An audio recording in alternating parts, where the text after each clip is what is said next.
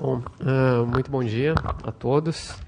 Eu agradeço ao Dr. Marcel o convite para estar aqui com os eminentes colegas, com os procuradores da Fazenda. Nós temos auditores da Receita Federal também, sejam muito bem-vindos todos. Fiquei muito feliz também de saber que contaríamos com o professor Wellington, que fez as suas considerações sobre a ação cautelar fiscal, e também com o professor Marco Aurélio Greco. Eu gostaria de falar, fazer uma breve introduçãozinha, mas quanto às questões de saúde, não é? Eu tinha 3 homens na minha família, meu pai, meu irmão mais velho e eu. Os 2 morreram do coração, não é? O meu pai e meu irmão. Meu pai, mais 70 anos, novo ainda, digamos assim, para os momentos de hoje, né? E meu irmão muito cedo, 41 anos. Então, sempre que eu vou no cardiologista, ele diz assim, tem histórico familiar? Eu digo, olha, tenho, mas eu não sei se isso é relevante ou não, não é? Na medida em que eles fumavam desde sempre, não é? Bebiam exageradamente, tinham hábitos alimentares, assim, que não eram adequados, né? Eram obesidade, enfim. Eu acho que isso aí não se aplica a mim, pelo menos eu tenho tentado evitar esses fatores, não é? Só que eu me pego aqui, embora cuidando da alimentação, procurando fazer atividade física, etc., numa palpitação enorme durante a palestra, que eu nunca senti isso, agora eu comecei a ficar com palpitação, não é? Porque cada janela aberta pelo professor Marco Aurélio Greco me desassossegava, assim, eu digo, vou ter que taquicardia agora por causa de uma palestra, não é? Eu acho que eu vou ter que começar a evitar também estar no mesmo painel, porque eu realmente fiquei muito apreensivo com várias das colocações. Mas, dito isso, eu vou aproveitar o fato de ser o último a falar para fazer algumas considerações em geral sobre esses temas, não é? Nós temos conversado já há mais tempo sobre essa preocupação com, digamos assim, a autonomia dos ramos do direito, ou com aquele dogma de que os diversos ramos do direito são autônomos e que, portanto, cada um no seu quadrado, não é? Que nós não deveríamos ter em consideração essa conversação, cada um cuida da sua matéria e pronto. O professor Marco Aurélio Greco, antes mesmo de publicar esse artigo, já tinha me referido a esse precedente, e eu tenho tido muita preocupação também com essa questão do bis in idem, com essa questão de nós aplicarmos determinadas sanções sem sabermos se a pessoa já foi punida em outra esfera ou não, ou qual a dimensão, ou sem poder fazer compensações com essas punições. E me coloquei a pensar se faz sentido a questão da autonomia, das responsabilidades ou não. Me parece que faz sentido, sim, porque determinados fatos, eles realmente precisam ter consequências administrativas, consequências civis, consequências penais, mas isso porque essas consequências têm diversa natureza. Vamos pegar, por exemplo, um servidor público, não é, que comete um ato de corrupção. Ora, a corrupção ela é prevista como um tipo penal, não é? Então nós teremos uma resposta punitiva, não é, bastante sensível, bastante importante lá, inclusive com a ameaça, não é, da restrição à liberdade.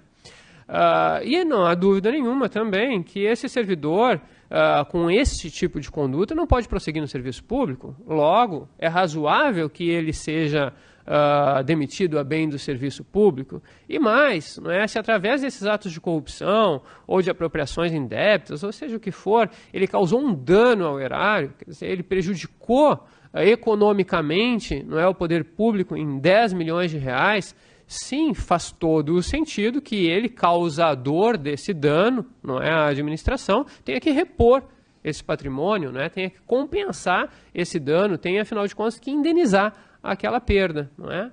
Então, quando nós temos sanções de naturezas distintas, que fazem frente a finalidades distintas, não é? Como nesse caso, ele não pode mais trabalhar aí, porque não dá, não é possível, nós precisamos de outro nível de servidor público, ele precisa reparar o dano que cometeu, e ele sim, a par disso, sofrerá uma pena que tem aquele efeito inibitório de condutas como essas, não é? Bom, nós estamos dentro de um contexto em que há uma coerência e até uma complementação desses efeitos, não é? De um ato ilícito que foi praticado. Agora, o que a gente vê muitas vezes é que a penalidade tem a mesma natureza, embora previstas em leis administrativas, digamos assim, ou em uma lei penal, porque no direito penal a gente costuma aplicar multas, não é? A privação de liberdade e multa. E quando nós aplicamos essa multa, a gente já não tem em consideração aqui quanto que ele já está suportando de multa, ainda que a partir, não é, da ação de outra autoridade, que é a autoridade administrativa, não é? Muitas vezes a sanção privativa de liberdade, não é? Ela é convertida em prestação pecuniária. Nós temos de novo uma multa, não deixa de ser uma multa. Então a gente está reduzindo tudo em razão, quem sabe, né, de uma dimensão menor daquele delito a uma prestação pecuniária. Mas a gente acaba tendo, vejam só, às vezes 3 multas, não é? A multa administrativo-tributária, a multa penal e a prestação pecuniária penal. Não é? A mesma natureza, quer dizer, uma sanção pecuniária pela prática exatamente do mesmo fato. Eu também tenho, então, muita preocupação com isso. Talvez a gente deva pensar, não propriamente em superar a questão das autonomias dos ramos do direito, mas em ver como é que eles podem conversar de uma maneira coerente, de modo que a gente não tenha meras sobreposições de sanções de mesma natureza. Eu também ouvi o professor Marco Aurélio Greco falar da questão, a questão do artigo 29, não é, do Código Penal, que é o artigo que define quem responde por um crime, não é? E ali está escrito assim: todo aquele que concorre, não é, para a infração penal responde por ela, não é? É muito amplo, é tão amplo, não é, que nós sequer temos a necessidade de distinguir ali quem é autor propriamente ou partícipe. O nosso código pega e coloca todos como autores do delito, não é? Assim, cada um responderá na medida da sua culpabilidade, dá uma abertura para a questão da pessoalidade, não é? Mas ele sequer trabalha com 2 categorias, não é? Ele põe todo mundo que participa dentro da mesma categoria. Nós tivemos há pouco tempo, acredito que vários de vocês tenham estado presentes, não é? Um curso só sobre a questão dos grupos econômicos. O professor Marcel participou, foi coordenado pela desembargadora Luciane. Ali eu cheguei a referir, não é, que nós temos nesse aspecto uma diferença muito grande entre a responsabilidade penal, que é aberta, e aberta, muito aberta, não é? Relativamente à responsabilidade tributária, porque a responsabilidade tributária ela se mostra um pouco mais definida, não é? Quando o Código Tributário Nacional diz que a responsabilidade tributária ela se dá em determinados casos e que a lei pode atribuir, não é, em outras situações, desde que haja o vínculo, não é, com o fato gerador, enfim, eu preciso de uma lei que defina, não é? Que terceiro é esse que eventualmente poderá responder? Qual é o pressuposto de fato da responsabilidade tributária? Então a gente tem possibilidades mais estreitas, não é? E mais, digamos assim, amarradas a previsões legais específicas no direito tributário do que no direito penal. É uma diferença.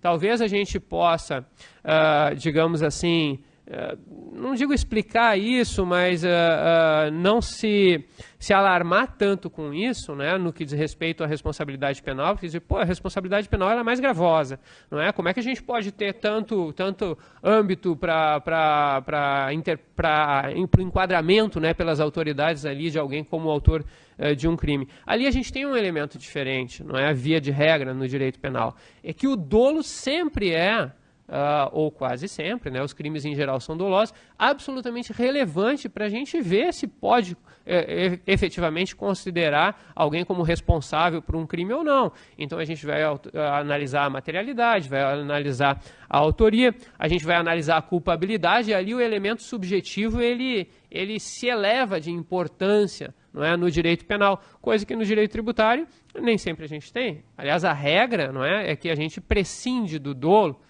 Alguns vão dizer que a responsabilidade no direito tributário é objetiva, de modo algum, mas a gente prescinde do dolo, via de regra, para a caracterização das infrações tributárias. Então, se a gente abrisse, não é, a responsabilização de terceiros no direito tributário, a gente teria uma situação muito complicada, muito mais complicada do que nós temos no direito penal, porque a gente estaria trabalhando, não é, com muita largueza a questão da causalidade, não é? E a gente sequer teria que perquirir do elemento subjetivo, que é algo relevante mesmo para ver, não é, da necessidade e da utilidade da responsabilização de alguém. Porque quando a gente responsabiliza as pessoas, a gente responsabiliza para reprimir uma conduta danosa, não é, para inibir novas condutas daquele tipo. Então, a gente precisa, não é, ter em consideração esses aspectos.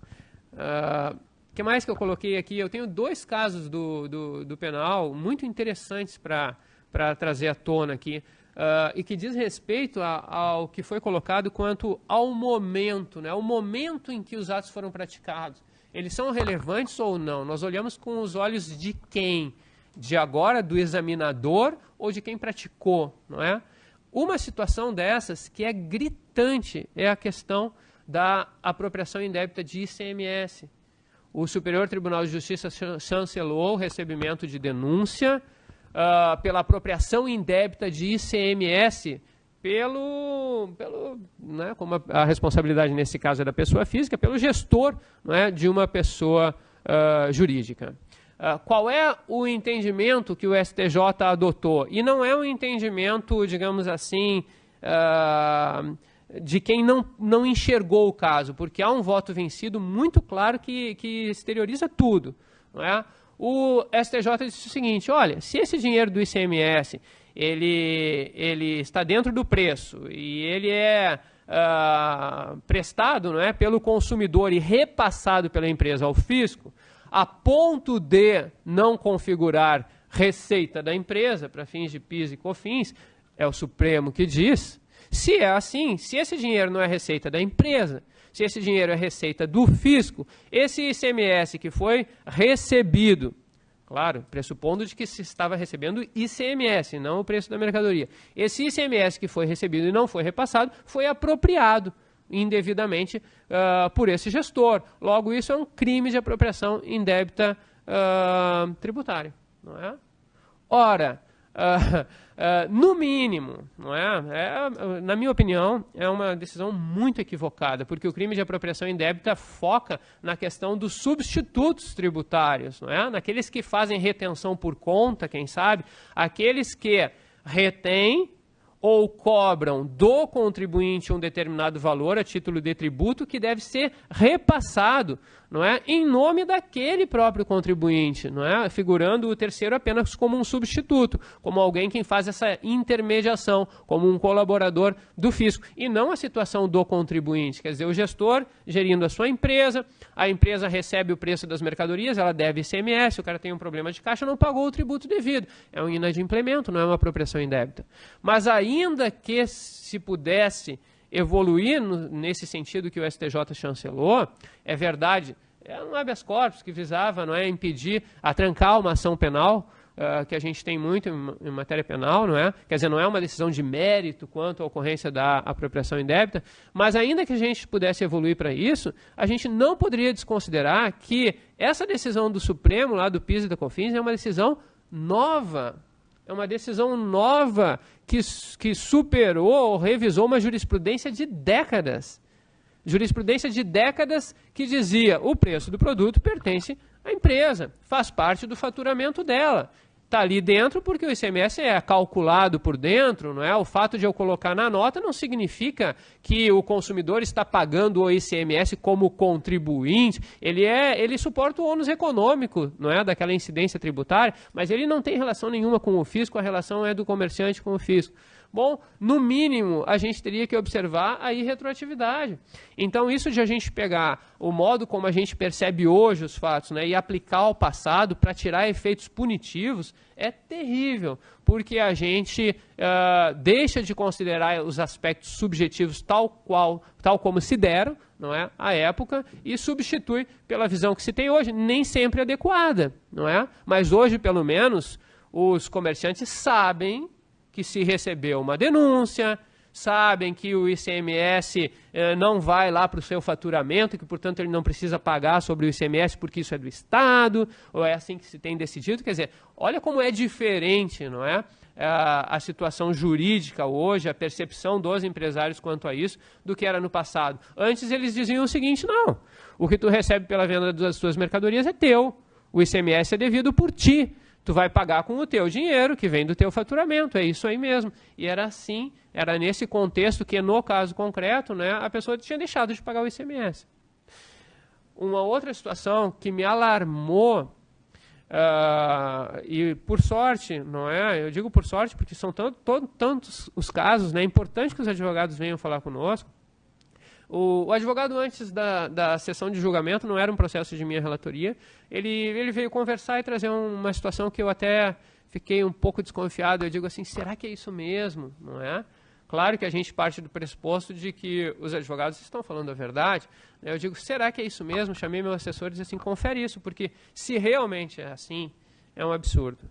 E era o seguinte, um crime material contra a ordem tributária, como a gente chama hoje os crimes de sonegação, não é? E o que tinha sido, qual era a sonegação? A sonegação era o seguinte, a empresa teria apropriado de maneira indevida créditos tributários. Bom, isso pode se dar por erro, não é? Isso pode se dar por uma interpretação equivocada da lei, mas no caso eles entenderam que era doloso, então, não é? Que ele se apropriou de um crédito que ele sabia que não tinha, só assim que eu vou poder considerar como sendo um crime, não é? Ele se apropriou de um crédito que ele sabia que não tinha, para compensar aquilo, né, com o tributo devido e suprimir o tributo ou diminuir o tributo que ele devia pagar ao fisco federal, não é? Era IPI. E quando nós fomos olhar o caso, era crédito de IPI apropriado na entrada de insumos isentos, não tributados ou sujeitos a alíquota zero. Numa época em que o Supremo Tribunal Federal tinha reiterados precedentes que reconheciam às pessoas jurídicas o direito de apropriação desses créditos. Não é? Eu sempre discordei dessa tese, enfim. Depois veio se reconhecer que não pode, que não tem, mas isso depois, a discussão jurídico-tributária era séria, era consistente, não era uma tese, digamos assim, isolada, não era uma, digamos assim, um parecer para justificar uma conduta pontual ali, sem pé nem cabeça. Não, o judiciário já tinha se debruçado sobre isso, muitas instâncias já tinham se manifestado, isso vinha sendo acolhido, e foi nesse contexto, não é, em que o empresário se apropriou de crédito, como eu também faria, como todos os empresários provavelmente fizessem, porque tu deve pagar o tributo que é devido, não o tributo que é indevido, não é? Se o Supremo Tribunal Federal está dizendo que tu tem direito à apropriação de crédito, ok, isso é um dado relevante. Então é muito perigoso isso de olhar com os olhos que não sejam os olhos daquele momento, não é? Quando a gente quer desfazer um ato jurídico ou quando a gente quer qualificar esse ato jurídico de ilegal, não é? De contrário, enfim, ao ordenamento. Mas eu vou referir um pouco também a questão da medida cautelar fiscal. Tá? O tema ele é trazido de modo conjunto, não é? E se imagina, portanto, que se vai buscar o acautelamento do crédito tributário, que é, afinal de contas, não é, o porquê da existência da ação cautelar fiscal, o acautelamento do crédito tributário. Eu faria uma primeira afirmação. Isso não tem relação direta nenhuma com a questão do planejamento tributário, não é? Porque o planejamento tributário diz respeito ao modo como as empresas se organizam os seus negócios, não é? Por vezes para obter um ônus tributário menor, e isso não é ilegal, enfim, a gente considera, quando vai organizar uma atividade empresarial, os diversos custos que se vai ter. Qual é o custo que eu tenho por ter empregados, qual é o custo que eu tenho por terceirizar, qual é o custo que eu tenho por concentrar minha operação nesse estado ou ter, não é, estabelecimentos em todo o país. A gente considera custos e o tributo é um custo. Então, é legítimo sim que se considere o custo tributário, não é, ao estruturar a operação econômica. Então, qual é a relação do planejamento tributário com a ação cautelar fiscal? Diretamente nenhuma. O que pode acontecer é que naquelas hipóteses em que o planejamento tributário da empresa não é aceito pelo fisco, isso pode vir, não é, pode levar a um lançamento tributário, se constituir créditos que sejam significativos e se verificar que a empresa está tendo um comportamento ou está numa situação em que a satisfação desse crédito está correndo riscos, não é? E que não se pode aguardar, digamos assim, o trâmite normal, né, a sequência normal dos acontecimentos, até que se possa fazer o protesto, a execução fiscal, a penhora. Você tem que agir com uma certa urgência, não é, para poder impedir que o patrimônio da empresa, que afinal de contas é o que faz frente às suas obrigações, não é, seja dilapidado, seja afastado, e quando se chegue finalmente no momento de realizar uma penhora, na execução fiscal, esse patrimônio já não esteja disponível, não é? Então, não há uma relação direta entre um tema e outro. O que acontece é que o planejamento tributário, quando ele não é aceito, ele pode implicar, não é, dívidas tributárias. E, portanto, a gente vai ter uma dívida tributária como qualquer outra a desafiar o fisco a buscar, não é, a satisfação daquele crédito, medidas cautelares, enfim, buscar a efetividade, não é, na cobrança desse crédito tributário. Agora, a medida cautelar fiscal, a gente sempre diz, não é, que o direito processual ele tem aquele caráter de instrumentalidade. Tinha aquele livro do Cândido Rangel Dinamarco, né, a instrumentalidade do processo. Ele sempre é instrumental. Esses dias mesmo eu estava lendo aquele livro de obrigações do Emílio Betti, não é, em 3 volumes. E ele retoma aquela questão, não é? O direito material, a gente pode olhar isoladamente para o direito material, para o direito processual também. Nós sabemos, né, que nós tivemos várias fases, não é? Teve uma fase em que se procurou olhar o processo, né, de uma maneira com uma tal autonomia que ele valia por si mesmo, não é? Que se pensava mais no processo do que propriamente no porquê, não é, da existência daquele processo. Mas o fato é o seguinte, é claro que o direito material ele precisa do processo, não é, para se efetivar, e que, portanto, a gente tem uma relação muito íntima entre o direito material e o direito processual. A gente tem o processo como um instrumento. Mas a medida cautelar fiscal, ela tem uma instrumentalidade dupla, eu diria assim. Não é? Ela não instrumentaliza apenas, digamos assim, a realização do direito material, mas ela instrumentaliza uma outra ação. Então, nós temos uma ação cautelar, não é, que acautela o próprio resultado de uma outra ação, que é a ação de execução fiscal. E não é por outra razão que a lei que cuida da medida cautelar fiscal, ela faz esse atrelamento, né? Uma vez obtida a cautelar fiscal, tu tens o prazo, bem referido pelo professor Wellington aqui, para entrar com a ação de execução fiscal, porque ela tem esse caráter de instrumentalidade frente à efetividade de uma outra ação, que é a ação propriamente, diz o Código de Cobrança, né? Mas digo eu, de execução do título executivo extrajudicial que tem como conteúdo, não é, uma obrigação tributária. Então, ele tem duplo papel instrumental essa ação cautelar fiscal. Eu gostaria de chamar a atenção para um ponto que ainda não foi tocado, que é a da lei de 2018 agora, que alterou a Lei 10.522 e acrescentou um artigo, que é o artigo 20, deixa eu abrir aqui, é o artigo 20B.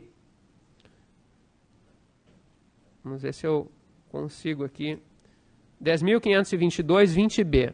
Olha o que está escrito ali. Inscrito o crédito em dívida ativa da União, o devedor será notificado para, em até 5 dias, efetuar o pagamento do valor atualizado monetariamente, acrescido de juros, multa e demais encargos legais. Não pago o débito, parágrafo 2º, no prazo fixado no caput, a Fazenda poderá comunicar a inscrição em dívida ativa aos órgãos que operem bancos de dados e cadastros relativos a consumidores e aos serviços de proteção ao crédito e congêneres. Não é? Então, ele vai ficar com o nome sujo, digamos assim, no mercado. É o que a gente já tem, não é, na iniciativa privada há muito tempo e agora se estende também para o direito tributário. E, a par disso, o inciso 2º do parágrafo 3º, averbar, inclusive por meio eletrônico, a certidão de dívida ativa nos órgãos de registro de bens e direitos sujeitos a arresto ou penhora, tornando-os indisponíveis. Não fosse a vírgula, não é? A gente poderia pensar que isso, digamos assim, seria uma extensão daquele arrolamento administrativo, não é? Mas aqui não há dúvida nenhuma, tornando-os indisponíveis.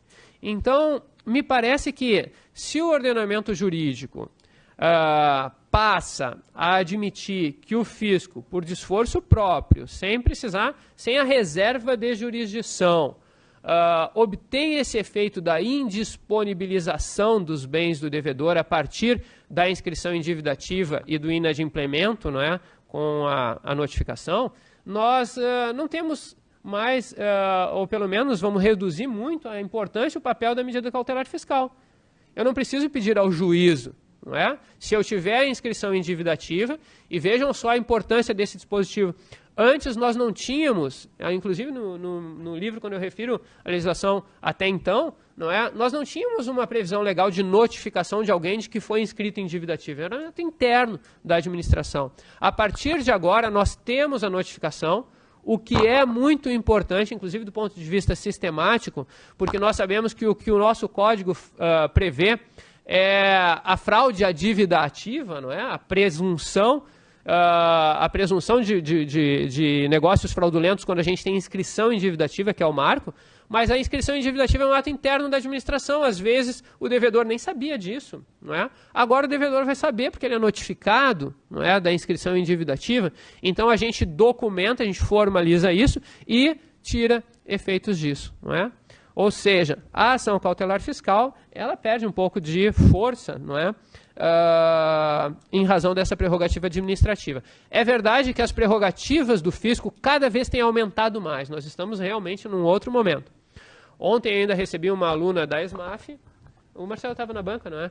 Que fez um trabalho sobre as sanções políticas.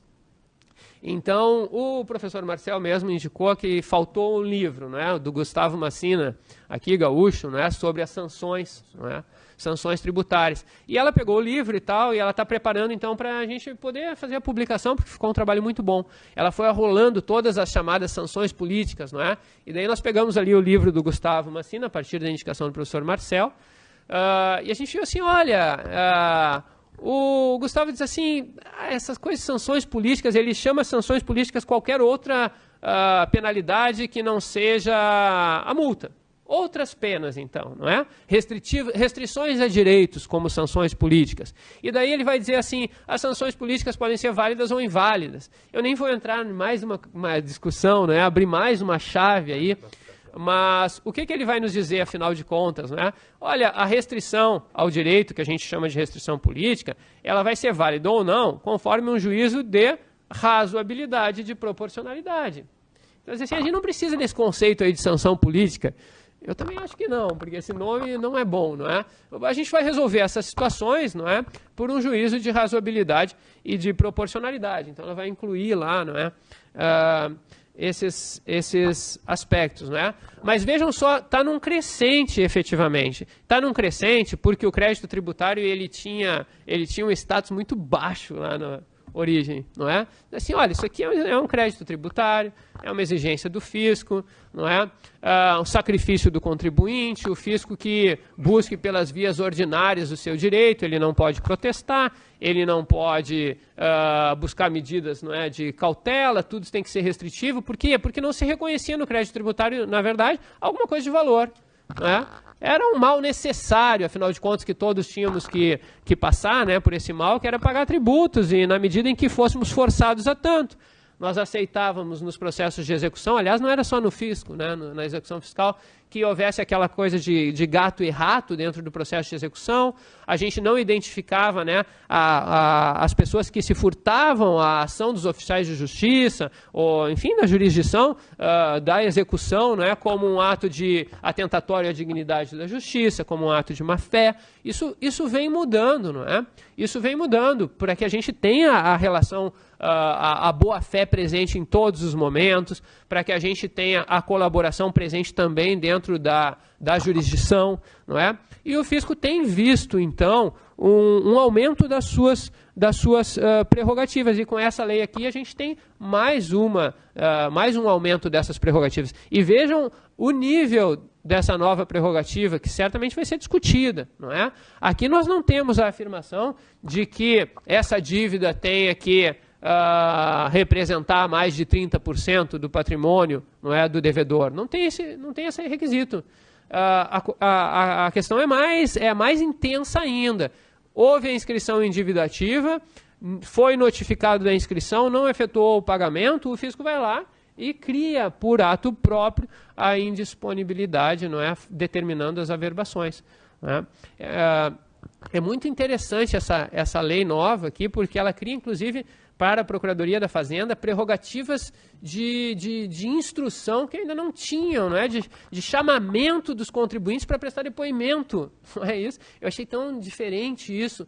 Chamamento dos contribuintes para se explicarem, ok, isso é ótimo, não é? Mas são prerrogativas instrutórias que não é nem para os auditores fiscais, né, dentro do processo administrativo fiscal como a gente costuma ter, mas é dentro já no âmbito da Procuradoria, né? São novidades aí importantes que me parecem impactar, não é, a questão da ação cautelar fiscal. Um outro aspecto, então, eu vou encerrar porque nós estamos, né, com o tempo ultrapassado. O que me parece muito relevante hoje em dia nessa questão da cautelar fiscal pode envolver planejamento tributário em geral, mas via de regra envolve aquele planejamento tributário que diz respeito aos grupos econômicos, não é? Não a criação de grupos econômicos, porque não tem nada de irregular na existência de um grupo econômico, não é isso, não é? Mas é aquele grupo econômico, se não me engano, esse parecer da COSIT número 4 de 2018, ele fala o planejamento tributário irregular, não é? Os grupos econômicos irregulares. Essa questão do grupo econômico não é como uma fachada, digamos assim, para dissimular qual é efetivamente a atividade empresarial que está sendo desenvolvida, não é? Ou para procurar distribuir responsabilidades, concentrar ativos e passivos, essas coisas, não é? O grupo econômico que, na verdade, não corresponde, não é, ao que ele aparentemente é, e que permite, então, que se vá buscar uma superação da consideração, não é, das personalidades jurídicas para buscar no patrimônio de terceiras empresas a busca da satisfação do crédito de uma delas, não é? Então a gente teria aqui a busca no patrimônio de terceiro, pelo menos do ponto de vista, né, da sua identidade enquanto pessoa perante, enfim, os órgãos de registro e o próprio fisco, não é? Que é uma coisa parecida com que a gente tem quando a gente busca a responsabilização do gestor. A gente vai para a pessoa física e aqui, em vez de ir para a pessoa física, a gente vai para outras pessoas jurídicas, não é? Esse parecer COSIT número 4, ele realmente faz aquela interpretação do artigo 124 de uma maneira extremamente aberta, tendo como efeito isso que o professor Marco Aurélio referiu, uma autoria, digamos assim, não é? Uma responsabilidade alargada conforme a participação, o interesse, não é, na prática de atos que configurem fato gerador do tributo. Não é essa efetivamente a orientação predominante, não é? Nós temos, e referimos no outro curso também, aquele precedente do Supremo sobre o artigo 13 da Lei 8.620, e eu reitero, a Fazenda Nacional queria que o tribunal deixasse claro que esse artigo que dizia, não é, da inconstitucionalidade, da solidariedade dos sócios de empresas de responsabilidade limitada com a pessoa jurídica, quanto às dívidas previdenciárias, que aquela inconstitucionalidade era meramente formal. E o Supremo Tribunal Federal, em embargos de declaração, disse, não, a inconstitucionalidade ela não é meramente formal. O que há aqui é uma desconsideração do que é a pessoa jurídica, a pessoa, não é? Pessoa é sujeito de direitos e obrigações, cada qual dos seus direitos e obrigações. Quando a gente simplesmente faz uma confusão entre pessoa física e pessoa jurídica, a gente está atentando contra um dos pilares da livre iniciativa, do livre exercício de atividade econômica, não é? Da estruturação de uma sociedade do ponto de vista econômico que prestigie, não é? O mercado, o risco, o empreendedorismo, e como nós temos assegurado isso lá no título da ordem econômica, nós não podemos fazer pouco caso, não é, do que seja uma pessoa jurídica. Então, isso é muito importante. Esse parecer da COSIT me parece que alarga demasiadamente o campo do artigo 124, porque nesse precedente do Supremo, a orientação foi conservadora. A orientação foi conservadora não no sentido de impedir a criação de novos casos de responsabilidade, mas para dizer que solidariedade é grau da responsabilidade. Então nós temos que ter um outro dispositivo que diga da existência da responsabilidade. Um dispositivo, não é, vai dizer que a empresa tal é responsável pelos débitos de outra em determinadas situações, não é? Ou que o sócio responde em determinadas situações, como é o caso do artigo 135, e outro dispositivo vai dizer, se for o caso, que aquela responsabilidade é solidária, ou seja, que se pode buscar de ambos, não é? O que nós temos é uma ausência de dispositivos, não é, que falem da responsabilidade das empresas de um mesmo grupo econômico pelas dívidas umas das outras. Nós não temos esse dispositivo. Ou quando temos, como no artigo 2º ou 3º lá da CLT para fins trabalhistas, não é?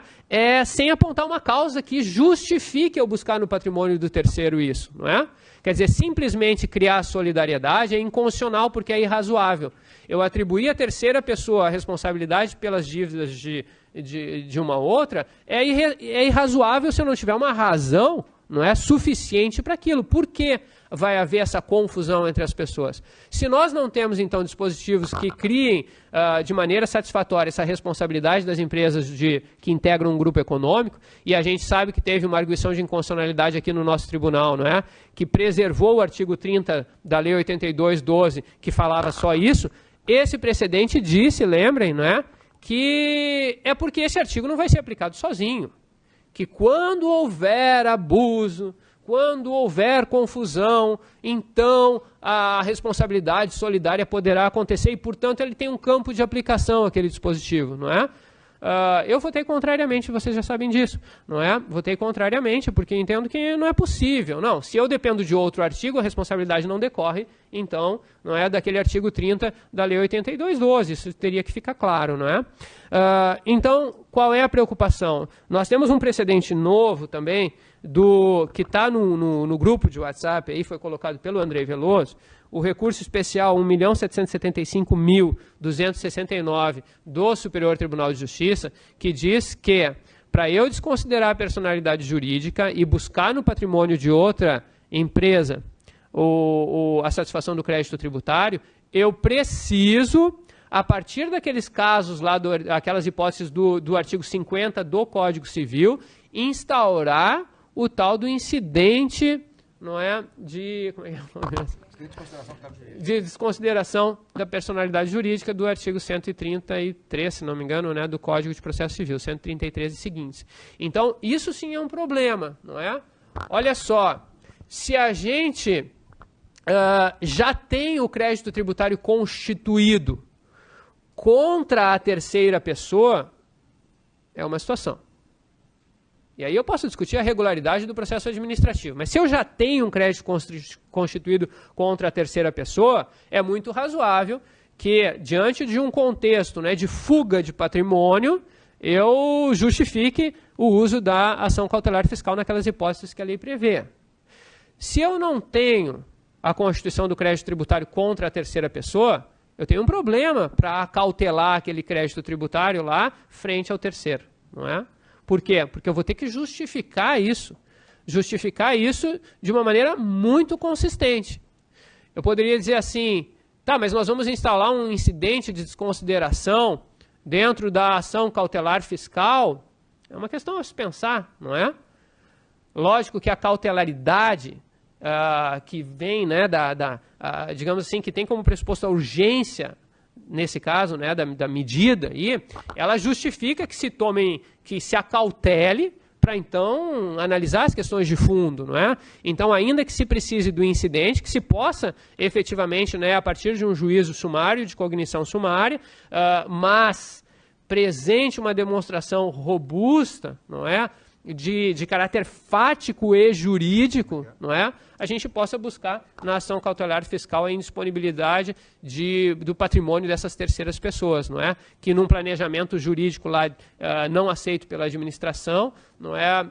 Venham ser considerados como na verdade, digamos assim, exterioridade de um mesmo empreendimento, né? De uma mesma pessoa jurídica, de maneira a eu poder desconsiderar isso aí. Então, vejam só, planejamento tributário e ação cautelar fiscal não tem nenhuma relação direta, não é? Agora, se em face de um planejamento tributário que a gente não reconhece como válido, a gente tiver o surgimento de dívidas tributárias, não é? Bom, aí nas situações de risco que a lei coloca, a gente vai poder buscar acautelar esse patrimônio. Se for depois da inscrição em dívida ativa, provavelmente esse remédio jurídico é desnecessário, eu não vou ter interesse processual, talvez, em muitos casos, não é? Porque o fisco pode fazer por si próprio, ele não precisa da intermediação judicial. Se for antes, nós vamos ter que nos deparar com essa situação, não é? Já não basta alegar, não é, que a situação, que as empresas são de um mesmo grupo econômico, até porque isso não significa nada, não é legal e não autoriza desconsideração de personalidade jurídica. Então, além de dizer, olha, eu tenho empresas do mesmo grupo, a par disso, o que acontece é que não é propriamente um grupo econômico, no fundo o que se faz é isso, dizer, olha, não é um grupo econômico, não é? Ou quando é um grupo econômico, aí sim a gente tem aquela hipótese, digamos, válida, não é? De aplicação direta do artigo 124, quando a gente tem, por exemplo, dívidas patronais com a Previdência relativamente a empregados que servem simultaneamente a diversas empresas, que podem até ter seus objetos próprios, mas é uma espécie de compartilhamento daquela força de trabalho. Bom, nesse caso, eu não preciso considerar personalidade jurídica nenhuma, não é? As diversas empresas estão juntas, não é? Como empregadoras, não é? Daquela pessoa, então elas realizam conjuntamente o fato gerador e eu posso, quem sabe, buscar uma responsabilidade com base no artigo 124.2. Mas por quê? Porque a responsabilidade se dá para aquelas pessoas enquanto contribuintes. Elas são contribuintes e são contribuintes solidários, não é? Então a situação é diferente. Mas se eu não estiver num caso de duplicidade de contribuintes e sim num caso de responsabilidade tributária, olha, nem é responsabilidade tributária a questão da desconsideração da personalidade jurídica, não é? Se eu desconsidero é porque eu estou considerando, não é, como uma pessoa só. Se eu vou falar de responsabilidade tributária, eu tenho que apontar e apurar os pressupostos de fato. Que bom, não é? Que bom que a gente tem hoje procedimento para fazer isso, não é? Para imputar responsabilidade a terceiro. Até hoje a gente não evoluiu na análise da responsabilidade tributária porque a gente não discutia o pressuposto de fato da responsabilidade. Não tinha contraditório, não tinha procedimento. E aí a gente vê a importância do procedimento, né? Como a gente não tinha procedimento, a gente não discutia. Chegava no judiciário na execução fiscal, só naqueles casos extremos, não é? Em que nem dinheiro para discutir não se tem. Eu fico muito satisfeito que hoje a gente já tenha evoluído nesse sentido. E esse parecer aqui, COSIT número 4, se de um lado talvez não se possa concordar com as conclusões dele, ele usa uma expressão que para mim é muito cara. Ele diz assim, quando nós temos a responsabilidade, nós vamos ter uma regra matriz de incidência tributária e uma regra matriz de responsabilidade tributária. Então, identifica com clareza que se trata de relações jurídico-tributárias distintas, cada qual com os seus pressupostos de fato, cada qual com seus sujeitos, cada qual com seu objeto, não é? E então, para não estender ainda mais, não é, são essas as considerações assim que eu gostaria de fazer, tá? E dizer o seguinte, a carga argumentativa para se conseguir uma medida cautelar fiscal contra a terceira pessoa é enorme. é enorme. Nós temos que partir do pressuposto de que pessoa é sujeito de direitos e obrigações. Isso é válido, a estruturação não é, de grupos econômicos não tem ilegalidade nenhuma, cada qual responde pelos seus débitos. Para eu conseguir superar isso, eu preciso uma carga argumentativa muito grande. Para eu conseguir buscar a responsabilização de um terceiro, pessoa física, da mesma maneira, eu saio do âmbito daquela relação jurídica tal qual a gente enxerga ela, não é, com os seus sujeitos, e eu vou buscar no patrimônio de terceiros, supostamente, não é, a satisfação do crédito tributário. Então eu tenho que me desincumbir dessa carga argumentativa. E essa carga argumentativa é de direito, em primeiro lugar, e é de fato, não sei se em primeiro lugar. Vamos inverter, quem sabe, não é? É de fato em primeiro lugar e de direito no segundo, mas os dois são igualmente importantes. A gente não consegue fazer isso, não é? Então, pedidos, digamos assim, temerários do ponto de vista da justificação do alcance desses patrimônios não se pode aceitar, não é? Vejam que a medida é sempre excepcional, ela é cautelar, mediante cognição sumária. Para funcionar, muitas vezes a gente tem que fazer isso até antes de ouvir a outra parte. Então, o direito tem que estar gritando, não é? Para que o juiz se sinta convencido e autorizado a realizar medidas gravosas, não é? Em favor do fisco nessas situações. A gente poderá dizer, bom, mas essas medidas gravosas são apenas de indisponibilidade. É verdade. Se essas indisponibilidades forem, como a própria lei diz, não é? Atendendo àquela menor onerosidade, não é?